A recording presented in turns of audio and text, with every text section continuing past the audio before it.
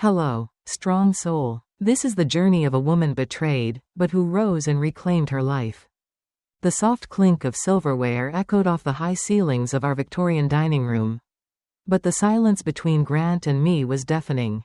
It was one of those Savannah nights where the humidity clung to your skin like regret. And every word felt like it had to be pulled through molasses.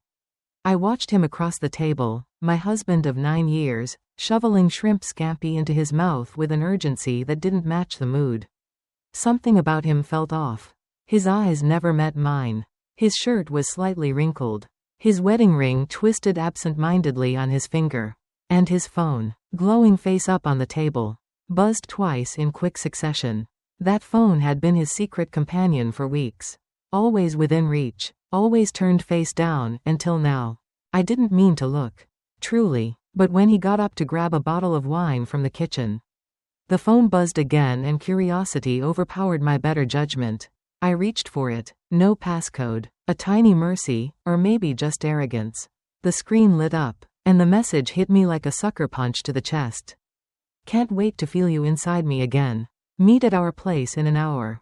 My breath caught. The name? Sienna Blake, the boutique interior designer who had just completed renovations at Grant's firm. The same woman I had smiled at during the firm's cocktail party. Thinking she was just another charming Southern professional. I reread the message, the words bleeding into my mind like poison. Our place. Not just a fling. Something established. Something secret. Grant walked back in, bottle in hand, wearing that easy smile he'd perfected, the one I used to believe. Everything okay, Viv? He asked, pouring more wine into my glass like we were starring in some suburban play. I pushed the phone across the table toward him without a word. His eyes dropped, then froze, his smile cracked, and the color drained from his face like water from a broken pipe. Vivian, he began, but I held up a hand. I didn't need excuses. I needed truth. How long? I asked, my voice a shaky whisper, though the rage pulsing through my chest made me feel volcanic. He hesitated, then exhaled. 6 months, he said softly, like he was confessing to something minor, like he'd forgotten our anniversary. Not detonated our life together. My heart twisted. 6 months, half a year of lies, half a year of me planning vacations, anniversary surprises, Sunday brunches, while he disappeared into the arms of another woman. Sienna, I said, though it wasn't a question. He nodded. She made me feel alive again. The words felt like acid. I wanted to scream, to throw my wine glass across the room, to crumble into 1,000 pieces. But I didn't. I stood, slowly, legs trembling beneath me. I'm leaving, I said, grabbing my purse and keys. When I come back, you won't be here. I don't even recognize you anymore. Viv, wait, his voice cracked as he followed me to the door. But I didn't turn around. I opened it, stepped into the thick night air, and let it close behind me with a resolute click. Outside, cicadas sang like they didn't care my world had collapsed. I walked, each footstep grounding me in what had just happened. I'd lived in a fantasy, a beautiful southern dream home, a respected husband, and the illusion of a loving marriage. But tonight, that dream rotted beneath me, revealing the betrayal it had been built on. I didn't know where I was going, just that I couldn't stay. Not in that house, not in that lie, not one more second. The next morning, I sat on the edge of a stiff hotel mattress at the Harborside Inn. Eyes raw from a night of sleepless crying, mascara smudged like bruises beneath them. I hadn't eaten, I hadn't spoken, I had just stared at the ceiling in the dim light, replaying every moment from the night before on a vicious loop. The way Grant hadn't flinched when I said I was leaving. The way he'd admitted the affair so casually. 6 months of betrayal, and all he could say was that she made him feel alive. It made me sick, but by dawn, something inside me had shifted. The pain was still there, bone deep, but something sharper had emerged from beneath it. Resolve. If Grant thought I was going to quietly slink away and let him start a shiny new life with his designer mistress, he'd chosen the wrong woman to betray. By 9 a.m., I was on the phone with Reed Lawson, a former Savannah police detective turned private investigator. He came highly recommended by a friend of mine from the art museum, another woman who'd survived a scandalous divorce and lived to tell the tale. Reed's voice was low and calm. All quiet professionalism. Whatever you need, Mrs. Hart, he'd said. I've seen men like him before. Within hours, he was sitting across from me in the hotel lounge, a manila folder already tucked under his arm. You sure you're ready for this? He asked before sliding it across the table. I opened it with shaking hands, and what I saw ignited every ounce of fury I'd been holding back. There were photographs, grainy but clear, of Grant entering and exiting upscale hotels with women who were most definitely not Sienna. Dates, times, faces I didn't recognize, printed emails between him and different aliases, credit card statements showing lavish dinners, lingerie boutiques, and unexplained transfers to a private account I never knew existed. Looks like this Sienna thing's not the only affair, Reed said, flipping to another page. Your husband's been living a double life for over a year. Multiple women, expensive habits, and all of it, charged to accounts that trace back to your shared assets. I stared down at the evidence, a sick knot tightening in my stomach. Grant hadn't just betrayed me emotionally, he'd been bleeding me dry financially. But the part that hit hardest wasn't the money. It was the sheer scale of deception. I'd been playing the role of devoted wife, running his calendar, hosting dinner parties, helping him look good in front of clients, while he'd been juggling affairs behind closed doors. The version of our marriage I'd clung to was a fairy tale. And now, staring at the cold, hard proof of how thoroughly I'd been lied to, that fairy tale burned to ash. I looked up at Reed, my voice hard as steel. Find everything you can on Sienna Blake. Where she lives, who she talks to. I want to know what she drinks for breakfast and what shade of lipstick she smears across my husband's mouth. Reed gave a slow, approving nod. It's war, then. Yes, I whispered, and I'm done playing the nice wife. 2 days later, I stood in front of the glossy glass doors of the Marlowe, one of the most exclusive apartment buildings on River Street. I hadn't called, I hadn't knocked. Thanks to Reed, I had a temporary access code to the lobby. And as luck, or poetic irony, would have it, Sienna Blake's apartment door was left carelessly unlocked. Maybe she thought Grant was coming. Maybe she thought no one would dare confront her. Either way, I took it as an invitation. The air inside was thick with expensive perfume and entitlement. Marble floors, velvet furniture, abstract art, every inch of the space reeked of money that wasn't hers. I stepped in deeper, heart pounding but steps steady. Hello? A silky voice called from down the hall. Is that you, baby? When she rounded the corner in a barely there silk robe, her expression morphed from flirtation to shock in a single heartbeat. You, she hissed, her painted lips twisting. Mrs. Hart. That's right, I said, my voice icy. The woman whose husband you've been screwing. She didn't flinch. In fact, she smirked, arched an eyebrow like she was waiting for a catfight she'd already won. I was wondering when you'd come snooping. Wanted to see what he left you for? Rage surged. My hand flew before I could stop it. Crack. The sound of my palm against her cheek echoed through the designer apartment. She staggered back, stunned. That, I said through clenched teeth, is for pretending you're anything more than a gold-digging parasite. Her shock twisted quickly into fury. You're going to regret that. She spat, clutching her cheek. Wait until Grant hears. Oh, please, I cut in, stepping forward. Grant? The man who emptied our joint savings to pay for this? I gestured around the apartment, while lying to both of us. Sweetheart, he's not your sugar daddy. He's broke, and everything you think you have? It was never yours. A flicker of fear passed over her features before she masked it with arrogance. We'll see about that, she sneered. This isn't over. No, I said, turning to leave. It's just getting started. As I stormed out and let the door slam behind me, my chest heaved not with sorrow, but with fire. The sting of betrayal had been replaced with something far more potent, purpose. This wasn't just about a broken marriage anymore. It was about justice. She had laughed in my face, stripped me of dignity, and paraded around in things I paid for. Let her cling to Grant like a trophy. Soon enough, she'd learn what it felt like to lose everything. That smug little smirk? It would be the last time I'd let her wear it in peace. The game had changed, and now, I was playing to win.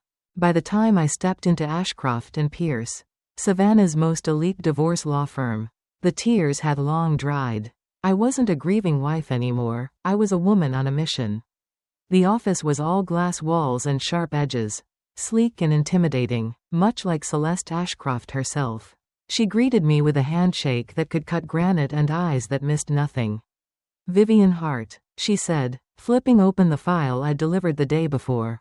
"Let's take your husband to pieces." It wasn't a question. It was a promise. We sat across from one another in her corner office as sunlight poured through the window. And I watched her scan the photos. Credit card statements, hidden transfers, and hotel logs compiled by Reed. Her red-tipped fingernail tapped against a shot of Grant walking into the Hilton with a woman who was very much not Sienna. "He's prolific," she muttered, "messy, and reckless." Her lips curled into a shark-like smile. Exactly what I like in an opponent. We moved quickly. Celeste's legal team began drafting motions to freeze all marital accounts, especially the one Grant had secretly funneled money into. She explained that if we could prove misuse of shared funds and establish a pattern of marital misconduct, the court would not look kindly on him. "We're not just going after the assets," she said coolly. "We're going after his reputation." But the real weapon, she noted, was Sienna. If we could show that she knowingly participated in the affair for financial gain, accepting luxury gifts, housing, and travel, she could be exposed to civil liability. "Your husband didn't just cheat," Celeste said, placing a photo of Sienna's designer handbag next to the receipt Grant used to buy it. "He financed a second life. On your dime." Reed continued to dig, reporting back daily with updates, everything from where Sienna shopped to who she lunched with. But it was Celeste who spotted the loophole that made my blood run cold. Grant had recently attempted to transfer property into a trust under his business's name, likely to shield it from the divorce. "It's textbook," she said, disgusted. "He's preparing for war. Good thing we came first." We filed an emergency injunction within hours, stopping the transfer cold. As we reviewed the preliminary strategy, I felt a strange calm settle over me. I wasn't hiding anymore. I wasn't begging for answers. I was building a case. Brick by brick. That would ruin the man who thought he could toss me aside like old wallpaper. "What do you want out of this, Vivian?" Celeste finally asked. "Money? Revenge?" I looked her dead in the eyes. "I want him to understand what it feels like to lose everything he thought he owned.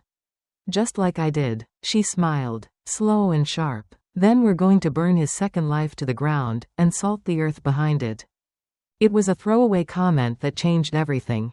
Reed and I were reviewing Sienna's latest financial movements over coffee in the dim corner of a cafe tucked behind Chippewa Square when he muttered, almost to himself, "Sienna Blake sure gets around." I looked up sharply. "What do you mean by that?"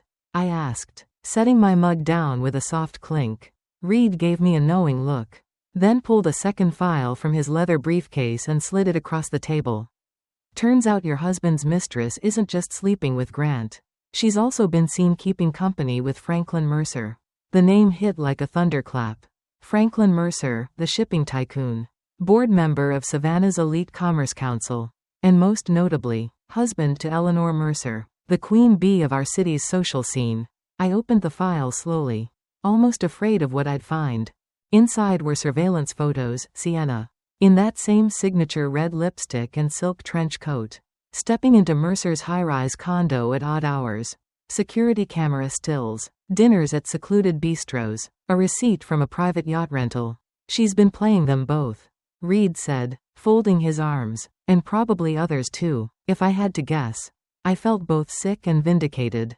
Sienna hadn't stolen my husband because she loved him, she'd targeted him. Just like she had Franklin. She was using powerful men like stepping stones, draining them dry while flashing her manufactured charm. It wasn't about love, it was about leverage. Celeste was thrilled when I told her. "This changes the game," she said, eyes gleaming like a predator sighting blood.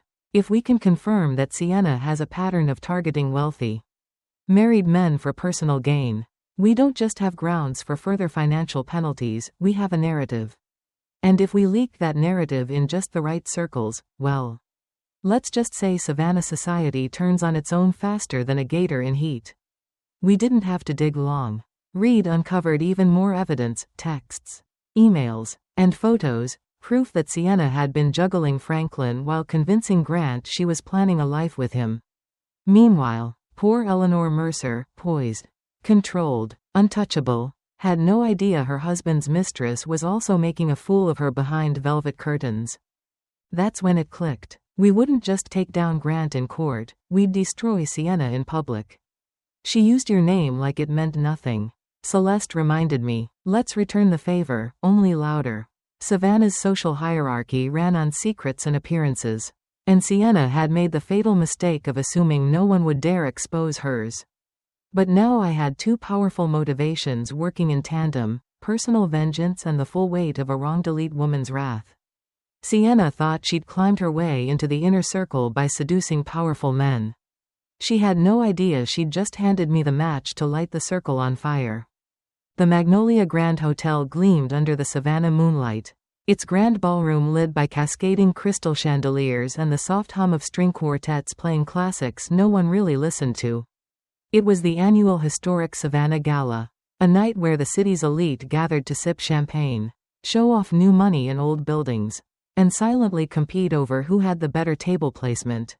This year, the spotlight wasn't supposed to be on me. All eyes were expected to fall on Grant Hart and his red-hot arm candy. Sienna Blake, who were already being whispered about as the city's newest power couple. What they didn't know, what no one but Celeste, Reed, and I knew, was that the stage had been set for their downfall. This wasn't just another night of cocktails and social climbing. This was the reckoning, and I'd orchestrated it down to the second. I entered the ballroom draped in deep emerald silk, a color that whispered elegance but promised war. Celeste flanked me, her expression cool and unreadable, but the faintest smirk tugged at the corners of her lips. Eyes on the prize, she murmured as we spotted them, Grant in a tailored tux, and Sienna clinging to his arm like a paid accessory. Her dress was scarlet and skin-tight, designed to steal attention, but all I saw was desperation. I barely recognized Grant. He looked older, hollow even, like a man playing dress-up in a life that no longer fit him. They smiled, toasted, posed for photographers, completely unaware of the bomb about to drop. At exactly 9:03 p.m., Celeste's assistant, who had posed as an event planner, quietly circulated thumb drives loaded with curated images to key gossip columnists, social media influencers, and the event's AV team. In minutes, private conversations turned into murmurs, and murmurs into audible gasps.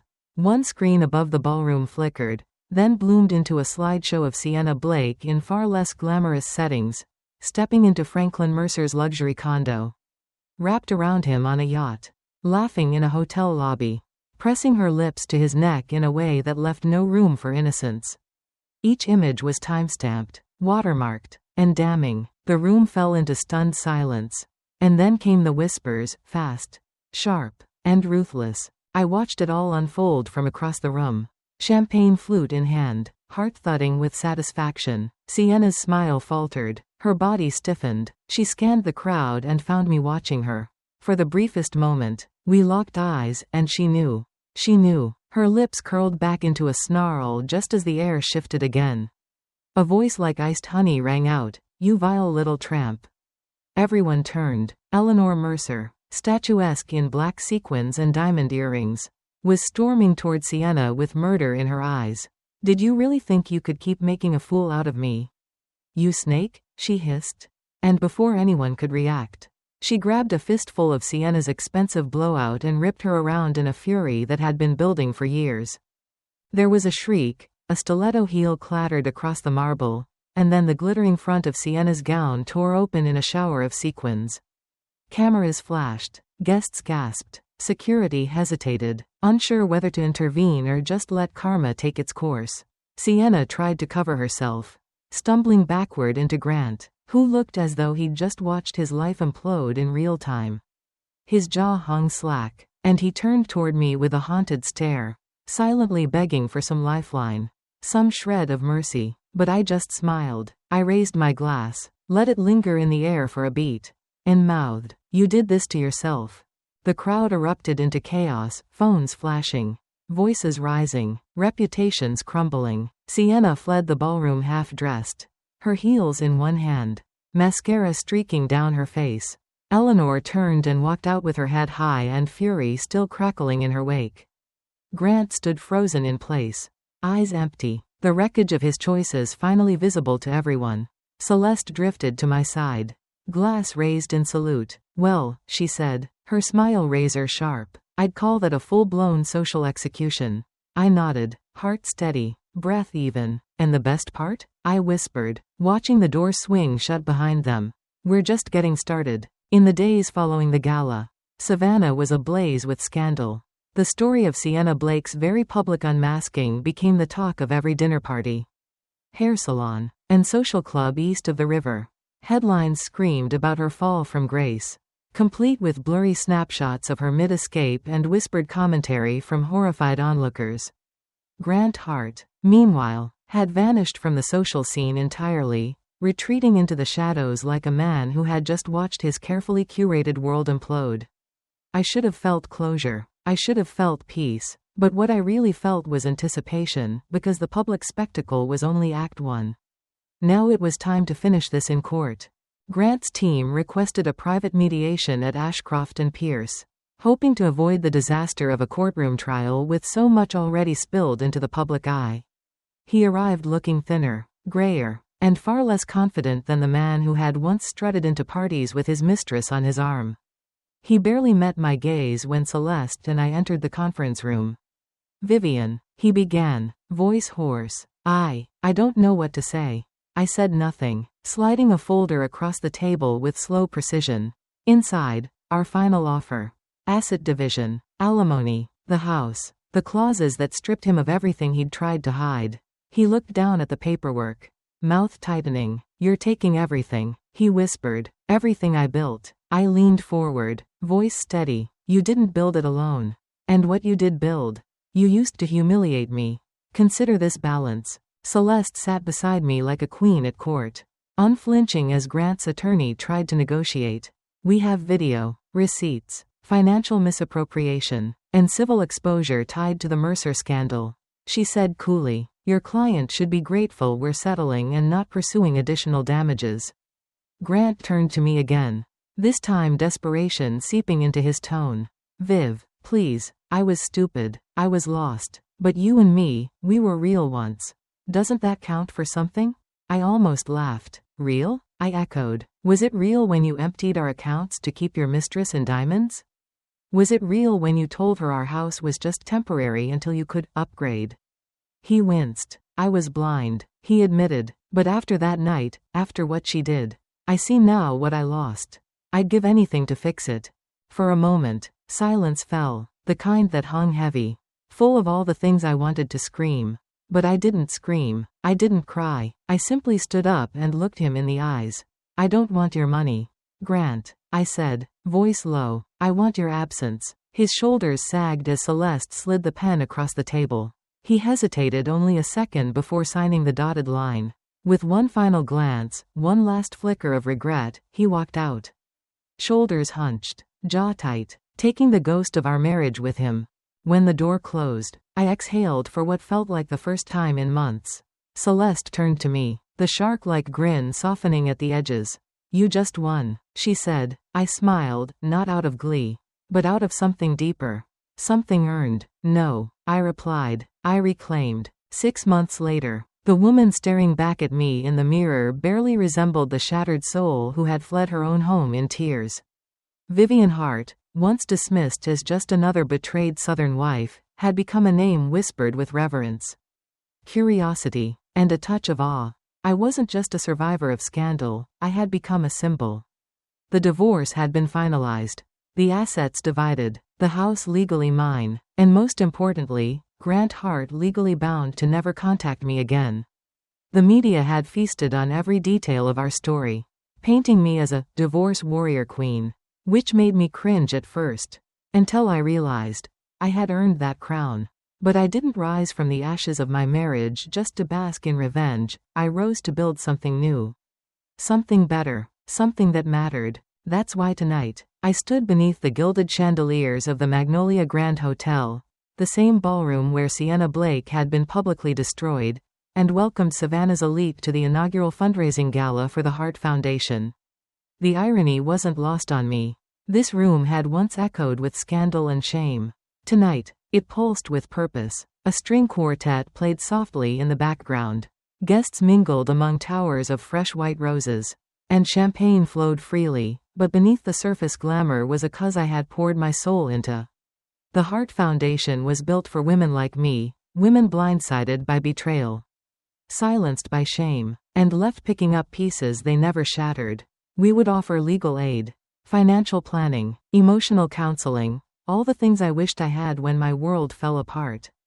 When I took the stage, the crowd quieted, eyes lifting toward me not with pity, but respect. I spoke plainly, not like a socialite, but like a woman who had crawled through fire.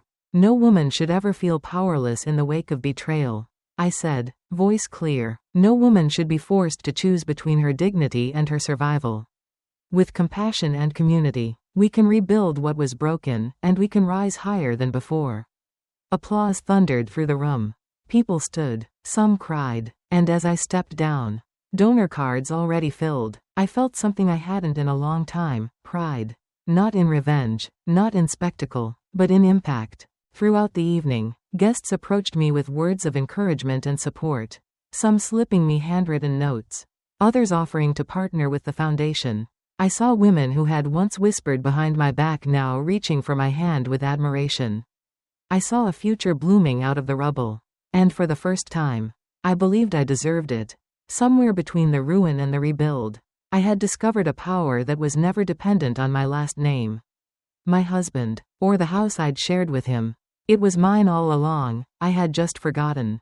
As the night wound down and the string quartet began their final piece, I took a step back to watch the room. It wasn't just a fundraiser. It was a full-circle moment. The same ballroom, the same city, but a new Vivian Hart, no longer broken, no longer begging, no longer small. I wasn't just surviving anymore. I was leading, and this, I knew, was only the beginning. The line of guests thanking me for the evening had nearly thinned out when I noticed him, tall, composed, and waiting patiently near the back. His presence somehow both quiet and commanding. He wore a midnight blue suit that fit like it had been tailored in Paris. And his hazel eyes carried that unmistakable glint of someone who had seen things and chosen not to be hardened by them. When he finally stepped forward, his smile was warm but respectful. "Mrs. Hart," he said with a soft British lilt, extending his hand. "I've heard many stories tonight, but none as powerful as yours." I accepted his handshake, feeling the strength and sincerity in it. Julian Beckett, he introduced himself, journalist by trade, admirer by choice. The name sparked recognition. He was known for writing bold features that humanized the powerful and gave voice to the wounded. He nodded toward the stage. That was more than a speech. That was a reckoning wrapped in grace. His words caught me off guard. And for the first time that evening, I felt a blush rise to my cheeks. "You're too kind," I said, but he shook his head. "No, I'm just honest." There was something disarming about his presence, charming, but not performative, genuine, easy in the way only a man with nothing to prove could be. "Perhaps," he added, "when you're not leading galas and changing lives, you might consider letting me interview you. Or, at the very least, let me buy you a drink and hear the full story." I smiled then, not the poised, camera-ready smile I'd worn all night, but something softer. "Maybe," I said, "if the drink is strong and the questions are good." As he walked away, I felt a flicker in my chest, something I hadn't felt in a long time. Possibility, hope, maybe even interest. The past no longer owned me.